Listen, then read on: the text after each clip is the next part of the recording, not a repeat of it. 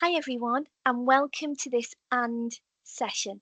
It's great to have your company for our next session, and we'll be talking this evening with Elizabeth Takyi all about her lived experience. But before we get started, we've got a really exciting announcement about what's happening with us here at AND.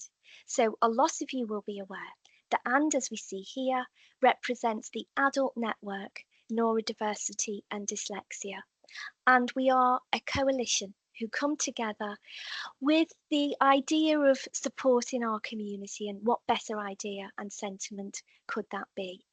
We know that our coalition is, of course, Yorkshire Rose Dyslexia Association, Hampshire Dyslexia Association, the Adult Dyslexia Centre, and Succeed with Dyslexia. And I normally host these sessions. My name's Donna Stevenson, and I'm a Succeed with Dyslexia Ambassador.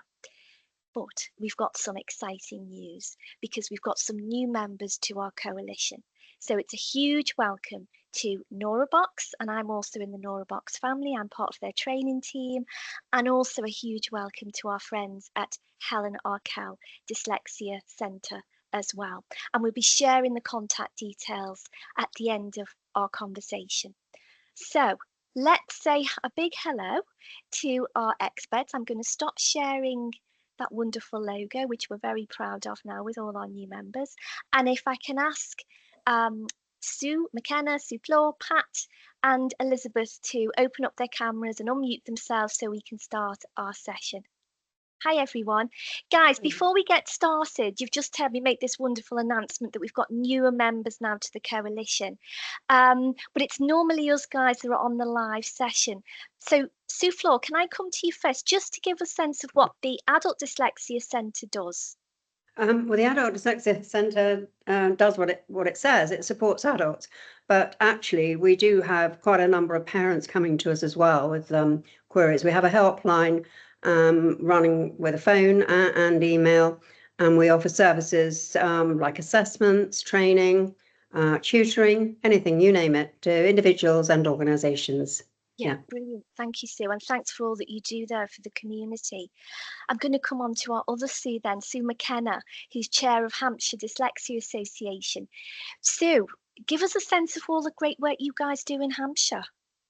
Thank you, Donna, and good evening, everybody.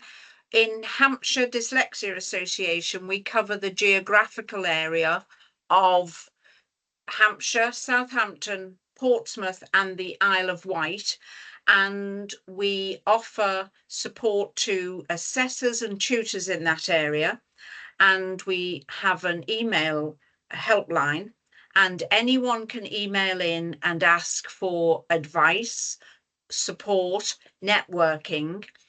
We offer support to employers and to adults, and over the last few years we've found that we've been able to make contributions into the community.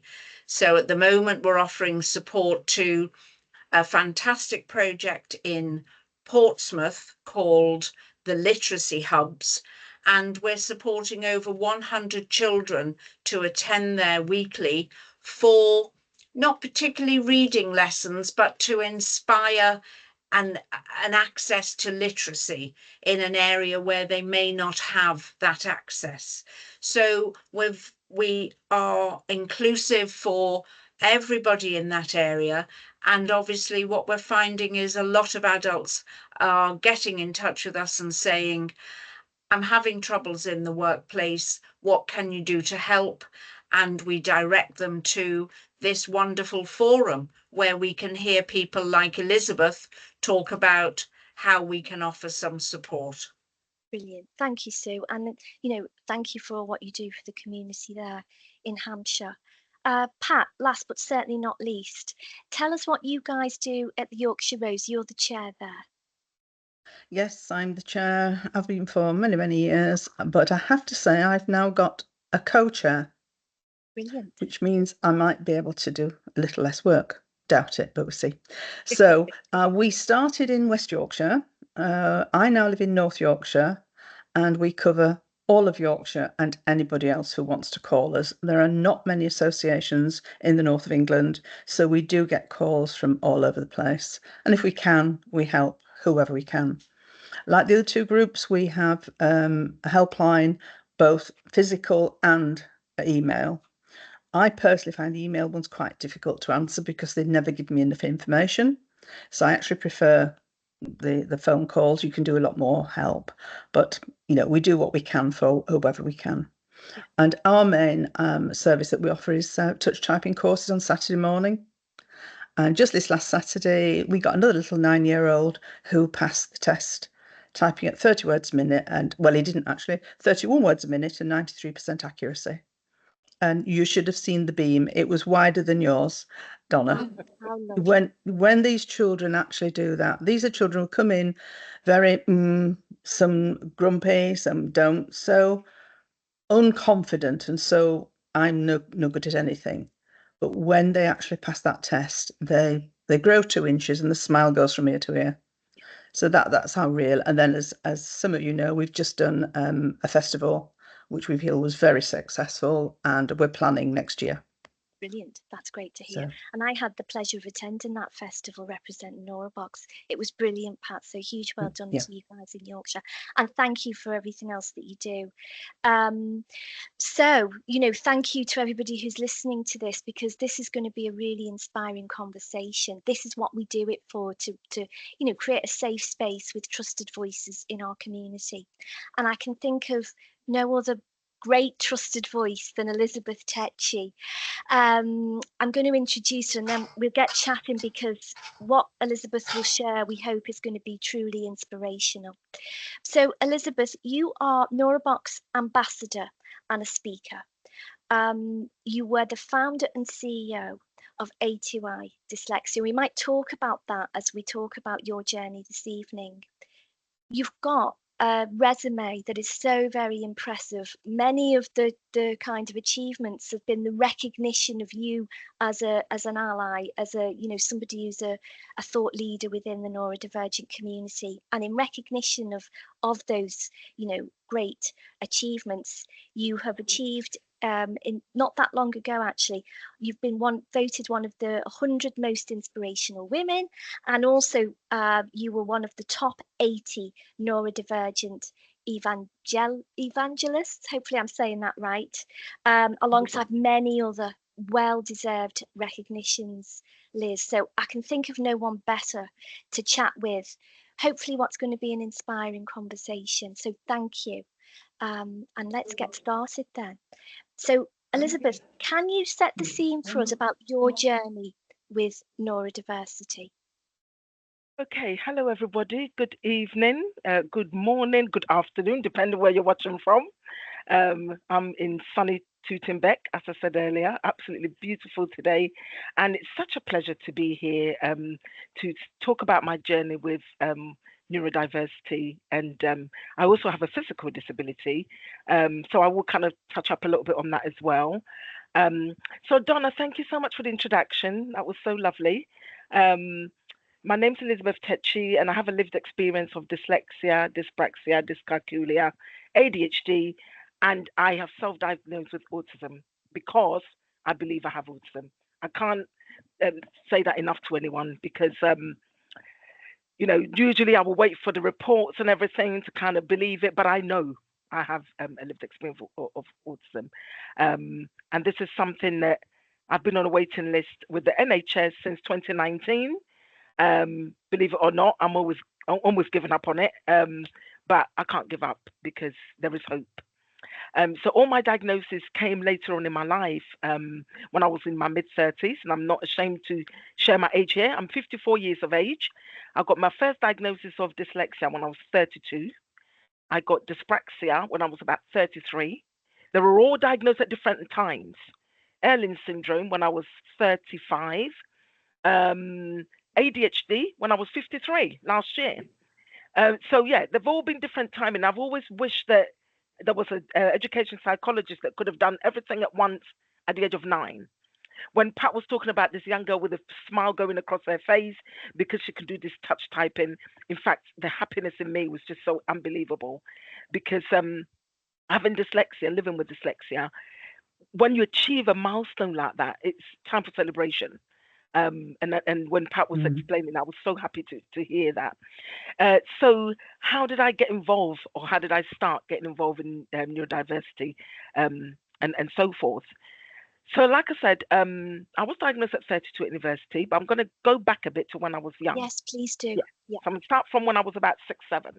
I was born in the UK. At the age of 2, my parents decided to take me back to Ghana, West Africa. Not just me, 4 more children. Back in those days, it must have been really tough for any parent to have childcare and trying to juggle everything in the 70s. So I went back to Africa and I went to primary school in Ghana. No one would have known about dyslexia. As much as no one would have known about dyslexia in the 70s in the UK, or very minimal awareness, it was even worse in Africa. So one of the things in Ghana that they used to do, like first thing in the morning, the teacher will come to the class and they'll call something dictation, so spelling bee and dictation, and also maths. So the teacher might come up to me and say, Elizabeth, spell yesterday. And that's on the spot, and you've got to know how to spell it. I'm like standing there going, I don't even know what yesterday mean at that point, to even try to spell it. I couldn't spell something like that. And up till now, I still can't spell the word yesterday, believe it or not. So Grammarly, thank God for Grammarly for all those things. So if I couldn't spell that word, I would get caned and I'll get punished and I'll get bullied. And this was back in Ghana in 1978, 79. That would have been for me. So once you couldn't do that and you were shamed, obviously your confidence and everything would go down. So my defense mechanism was like, listen, I'm not going to get no one to bully me. So I will stand up for myself. So you can imagine what that would have come up with. So lots of distraction in the class, banking of school, not doing what I should be doing, and all different things going on. Psychologically, the trauma was unbelievable. There's 5 siblings. They're all excelled. There's the one odd black sheep, as I used to call myself, who was always failing. So my parents would just say, well, what's wrong with her? We don't understand. And then it kind of left me to it to get on with it. That was in 1978. Fast forward. I came to the UK when I was 12 in 1982. And I went to secondary school here. One of the most beautiful things I ever remember was, if I couldn't spell it or write it or read it, I wasn't going to get caned. So it's like, this is kind of different. I don't have to do the work. I actually don't have to learn. No one's going to smack me for not knowing how to read or write. So I didn't. So I left school at the age of 16 with literally unclassification on my certificate. And to be honest with you, for me, it was like, it is what it is. Listen, I used to say to myself, there's a lot of words that were used back in those days. I used to say to myself, well, I'm a bit of a dizzy, I'm a bit not that clever, I'm not intelligent, so I'm just going to sail through life. And that was my mindset. That was my thinking until I had my 2 children. And I decided that actually I've got to have a better life for them. And I decided to enroll to go to university. That's a different story when Donna asks me the next question completely. Yeah. Brilliant. Thank you, Liz. I mean, the journey you've been on, and you shared your identification well into adulthood. My goodness, there's so much to unpack there. And I know I've chatted with you before about what you went through as a child. And I know that our adult community, certainly those of us, I'm in Gen X as well as you are, can really resonate with this, the feelings that, there was something in quotes wrong with you, but no one was having those conversations and so on. But I do want to talk about that next chapter when you went to university and what happened then, these breakthrough moments as well. If you don't mind taking us through that, I'd love to hear it. Yeah, I mean, normally when I go out to give my talk, I normally say that my story is very inspirational, simply because I was what you call a write-off. I wasn't one of those people. And we did used to use that language, Exactly. didn't we, in those days? Exactly, yeah. I mean, no one had hope for me. That was including my own parents. They was like, we don't know what we're going to do with her. We don't know why she's not learning. We don't know why she's not engaging. Why is she so naughty is the word that my parents used to use. Up till now, my mother still doesn't understand ADHD. She still thinks that I'm a little bit different from the rest of my sisters, But, sometimes you just got to love the child no matter what. And she kind of left me to it. So prior to university, there were so many jobs that I kept going into and hopping and chopping jobs. And if I didn't fit, I'll just move on. So my middle name was like the quitter, But I loved everything creativity. I loved drama, dance. arts, anything that was really creative, I would really focus on it. Anything academic was like, I can't get my head around it, and I can't understand why. How do people read? I mean, how do they read, and how do they read it? Like it used to really be mind-boggling for me. Um, and then when I walked through the door at university at Southbank Uni, and I went in as a mature student, with obviously industry experience, and I was taken on to do the course of human resource management. And I remember going to Southbank, and I walking through the door, and the admissions officer said, "How can I help you?" And my immediate reaction was, "I'm here to learn." And she said, "Look, everybody knows what they want to learn when they come here. What do you want to learn? There's thousands of courses." And then she said, "Oh, we've got some spaces on human resource management." I thought I could do that. It's dealing with people. I love people, human. I could really do this. So I enrolled on a course, and I failed drastically my first year because obviously it's personnel management, isn't it? Back in those days is what they called it. So I completely failed. But the person who picked up that my S's were the other way around, my W's are the other way around. I'm daydreaming when the lection's going on, was my university lecturer. Those days we wrote the essay. We didn't do it with Grammarly and all these fancy things we have now. So Dr. Gloria Gordon said, "Look, I think you might have dyslexia." And in fact, I was really like, I thought, no, I don't. I was like, I don't even know what that is, and I'm not. So I didn't want the label. So I said, "That's not me." And then she said, "Well, actually, you got two options here. You could either go for help and the support with the student support services, or I'm afraid I'm going to have to kick you off the course because it's just failing. You're here to write your name and that's it. And you are causing a lot of distraction as well in this lecture theatre. And people have paid money to study." So I then had to think, either I was going to quit because that was my middle name, or either I continue. So I did go for the helping student services.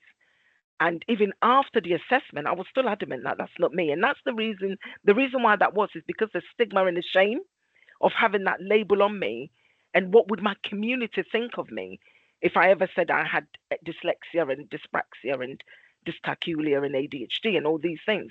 So I kind of went into a little world of mine and didn't really want to accept the help. But the back of my mind was like, you've got to do something. You can't keep running away from learning. So then, I had that moment, that light bulb moment when it was like, okay, let's see this course through to the end. And I managed to finish my degree with great difficulty, if I have to be honest with you. But I succeeded in that. And that was a turnaround point for me from that day. Brilliant. I know we've spoke about this before, Liz. I'd love for you to share. You've hinted at it a little bit about the impact that the identification had on you. Talk a little bit about that journey that you went on as a person to think, oh, okay, I'm not a quitter, I'm not a write-off. I actually have this thing called dyslexia, and then you find out a little later on that there's all the differences there. I mean, you're truly neurodivergent in those ways, aren't you? Yeah. How have those labels impacted on you, if you don't mind sharing that? To be honest, having the labels has been liberating for me. And I say this all the time. As much as people don't like labels, and I was one of those people that didn't like the label helped me to be who I am today. Because, for example, if I went into any work and I said I had dyslexia, I know a lot of people self-diagnose and say they've got dyslexia. In my case, as a Black woman, that was a bit difficult. Sometimes I wasn't even believed. It was like, okay, so you have dyslexia, where's the proof? Is what I used to get asked. So for me, it was very important that I had the identification. And once I had that, the world was my oyster. Employers would, they would make accommodations for me. People were more understanding. It was like being liberated, being set free, like a bird being set free from a cage. And then at this point, it didn't matter what other people thought of me, because I got the help that I needed to be able to be successful and to give an example to my children and to community that you can have dyslexia and all the neurodiverse condition and still be successful with the tools and the support that you get from, for example, university. I got assisted technology, and that's what made me sew through. Like when Pat said, a little girl who's doing a touch typing, honestly, I just wanted to jump with joy, because when you've crossed that little tick on your sort of paper or whatever it's called, it's an achievement. It's a great achievement. And so the labels didn't matter anymore. And now I stand on top of a mountain and I tell the whole world, listen, I have dyslexia, and this is this and this and this is what you can do to achieve what you want to achieve in life. Yeah, I love it. And thank you for standing on that mountain and sharing, because you make a difference. And this is why what you do at Neurobox as an ambassador, as a speaker, I've said to you before, when you talk, people stop and listen. And that's such a gift, Elizabeth. And I think, thank you, because you put it to the community to really try and make a difference. Am I right in thinking then your life has almost been in two halves, pre-identification and not knowing that stuff about yourself, or maybe you suspected in your quieter times, and then the identification and what you've done with that since? Yeah. It's almost two halves to your story in that way.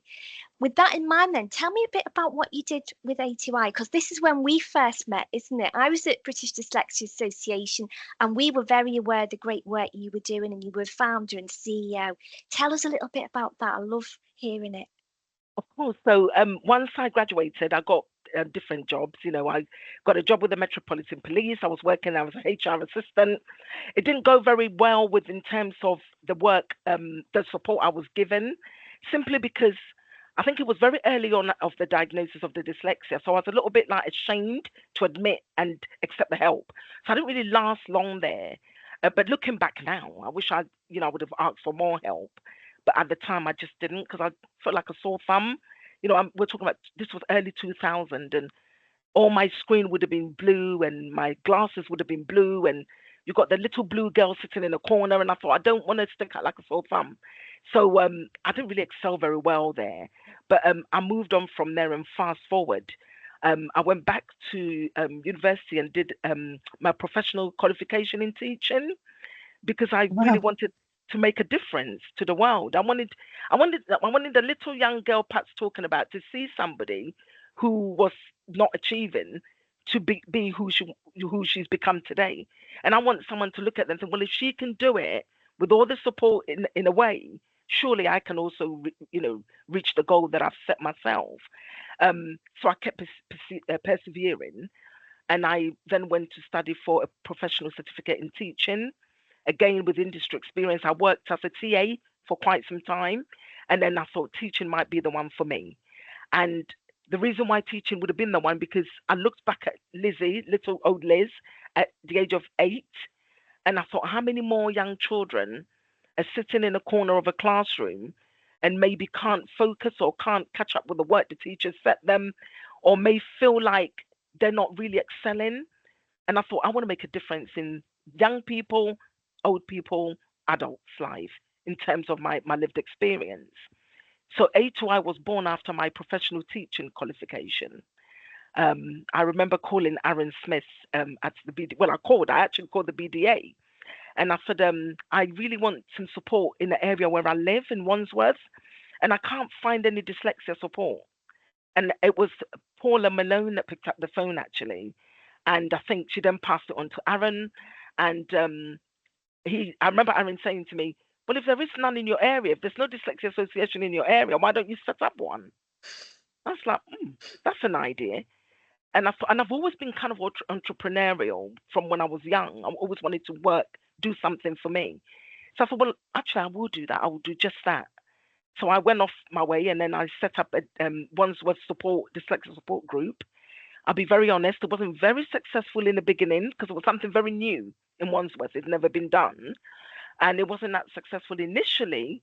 But then I decided that actually I'm going to turn this into a company so that we can get funding to support other people. The idea of A2I, Aspire to Inspire Dyslexia, was never to be a millionaire, but it was to help other people like me. Whether it was the young girl Pat's talking about, or whether it was the adult that wanted to go back to education. And it was very important that we did that. And we served so many people over the 6.5 years that we run the organization within education. So similar to my story, people that were struggling, employment, people that were quitting, or people where the bosses were firing them because maybe they didn't think they were up to the job. And then also startup, because I started A2I Dyslexia. and it was very successful within Wandsworth. And if you do a little Google on A2I dyslexia, you see many things that we did. There was so many live show, podcast support, work with job centres, did so many talks in big organisations, and that was a great achievement from someone who was never going to achieve anything to where I sit today, which is really remarkable for me.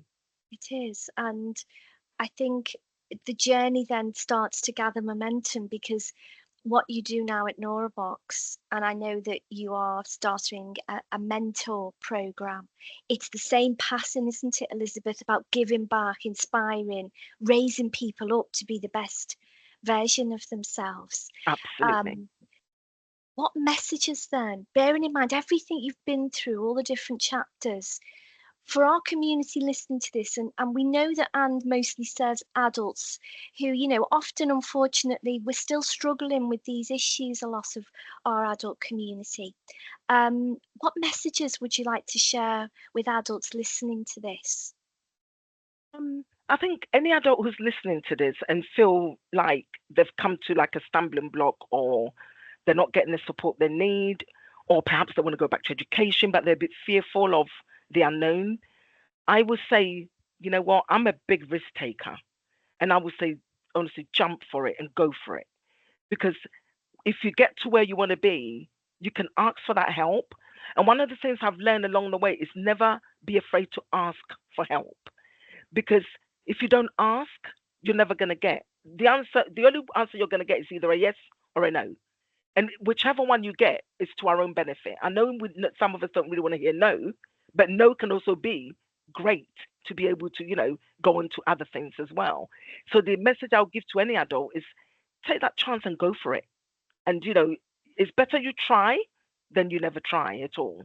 Because at least you can say, I gave it a shot and maybe it didn't go well. Or guess what? I gave it a shot and look at where I am today.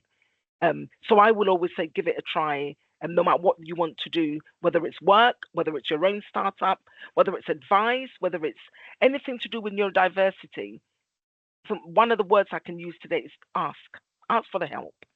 And Donna and, you know, Pat and Sue, as we all know, there's so much help out there if you ask and you tap into it.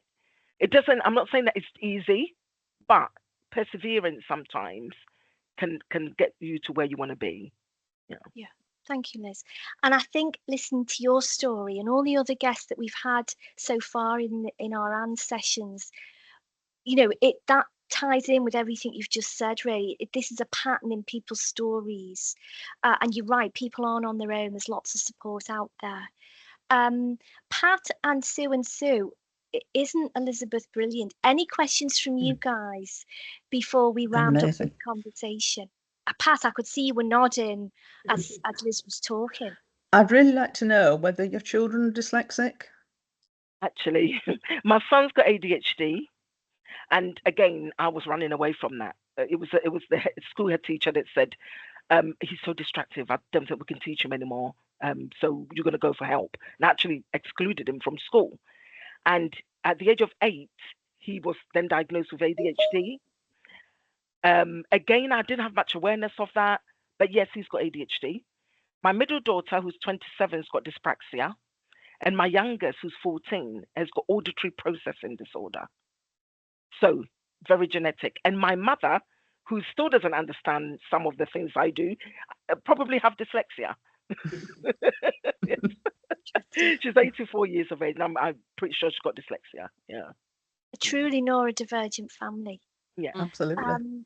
But, you know, having you there, Elizabeth, I'm guessing, I mean, I know you'll be a brilliant role model to your children. That comes back to what you said at the beginning when you were saying, I want to, you know, inspire my kids. I've got to do something thinking about my kids and so on. Yeah, it's really interesting. And I know you still give back to children as well, beyond the work that you do amongst the adult community. Sue and Sue, anything else to add here? Yes, Sue, please do. Yeah, with your HR experience, I mean, what advice would you give to any adults listening about how they should approach their line manager thinking they're dyslexic? I mean, we often get calls about that saying, I'm really scared to disclose how I feel and maybe then be a stigma, and people won't want me. Have you got any advice for those sort of people? Yes, that was me at the Met Police when I was working for the Metropolitan Police, because I don't want anyone to look at me differently.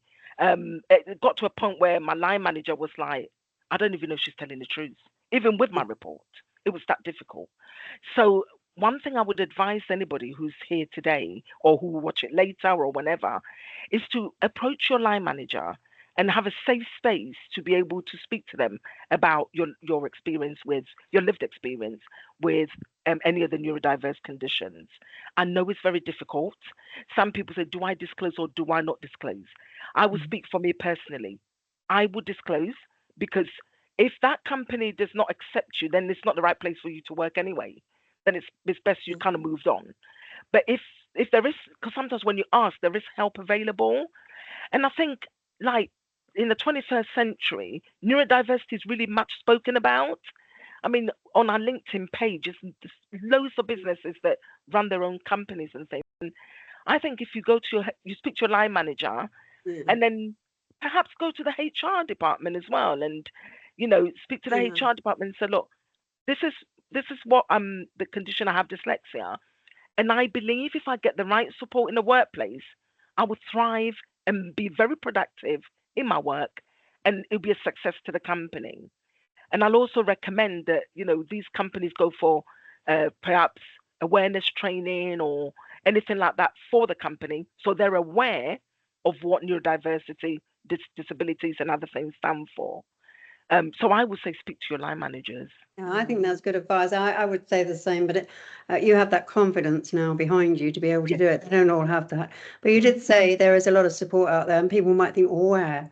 And in being brief with my introduction, I failed to say that we do have support groups within the Adult Dyslexia Centre for people to build up that kind of confidence, to have those sort of conversations. So we have one online and one that meets face to face. But thank you, Elizabeth, for confirming that. Many people are really scared about disclosing, and you're right. If it doesn't go down very well, it's not the right place for you. Unfortunately, there are so many employers that still lack awareness, aren't they? Yeah, definitely. Exactly. Yeah, Thank we're still you. not there too, but it's a great question. And yes, thank you for sharing what you guys do at ADC.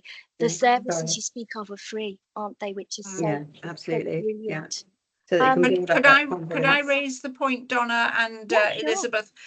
In the jobs you've had, have you found that the government scheme Access to Work has been helpful? And if it has, I can imagine, having just met you this evening, but I imagine you make sure that what you get is what you need. It's not one size fits all. And I have experience as an Access to Work assessor, and I just wondered what your experience is more currently. Right. So Access to Work has been godsend. I mean, I know a lot of people knock it, but for me, it has been godsend, both in my self-employment work as well as where I work at the moment, currently at Neurobox. And I think prior to that, another company I used to work for as well. It has been godsend. It's a long process.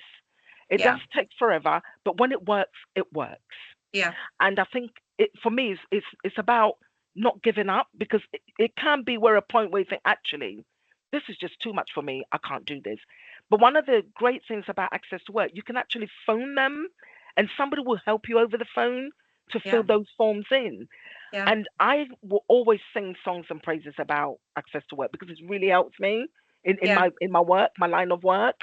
Yeah. Although it won't happen in 2-3 weeks, it could take 9 months. But eventually, when you do get that help, it's excellent to have the support in terms of tech, or if it's support worker, or if it's strategy coaching sessions. All of these things have been godsend. In my experience, I've been asked to go and do some awareness training with the line manager and the immediate colleagues, and that has been just as important as perhaps the piece of software. So I also always direct adults. We get a lot of calls and emails from partners saying, my partner hasn't been able to achieve in work. I know he has dyslexia. He won't have an assessment. What can I do? And I often say, perhaps, start with access. Well, start with your line manager, talking to your company, talk to Access to Work, because they don't always need a full diagnostic assessment, do they? Right. They could perhaps have a screening test, which probably Donna knows more about than I do, but it doesn't have to be a barrier of I can't afford £500 for an assessment, because as you've self-diagnosed yourself with some neurodiverse conditions, it's not difficult to diagnose perhaps somebody who's in his 40s who hasn't been able to read or spell very well, and now his children have been identified at school. So like you, I'm always saying keep pushing, because it will make the difference. And being unemployed, that's no help to anybody. I agree, Suzanne. Is it Suzanne? Susan. Yeah. Susan, yeah. I totally agree, honestly. And I have been unemployed like a yo-yo. Sometimes I'm working and then I wasn't, and then I was signing on and it didn't work out, and it's backwards and forward.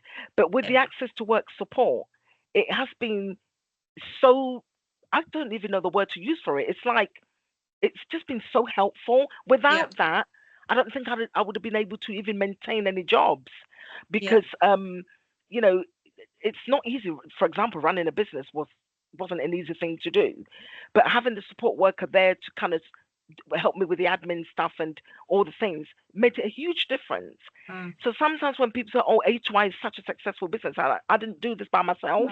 It's all the people behind it that made it work, and Access to Work as well. My favourite gentleman was a tree surgeon, terribly good at his job and climbing trees and assessing how to pull down that part of the tree.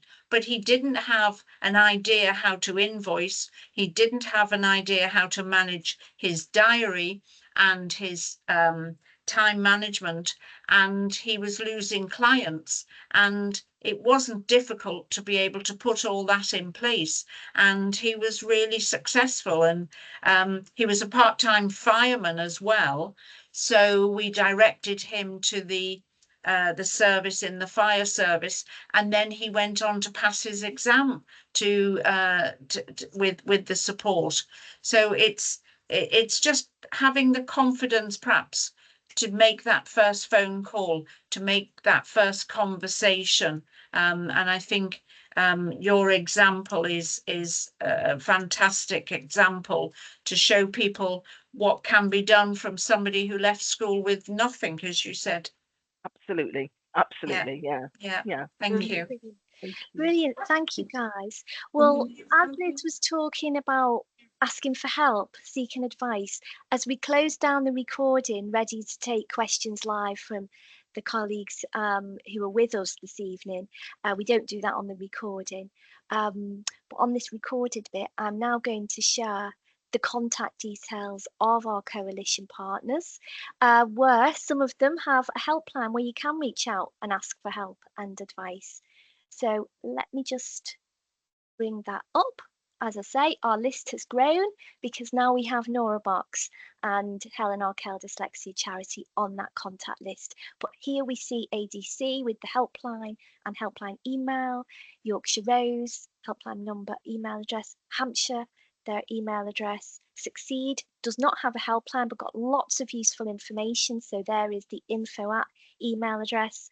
Neurobox's website link is there with the hello at Neurobox email address, and the Helen Arkell Dyslexia Charity, there's their wonderful website link, and then their inquiries email address. So please know that you are not on your own, and this is why we join together for these sessions, to listen to wonderful people like Elizabeth. So let's keep talking. Please do reach out if you want any support and advice around whatever we've covered this evening, or anything else beyond that as well. We're always here for you.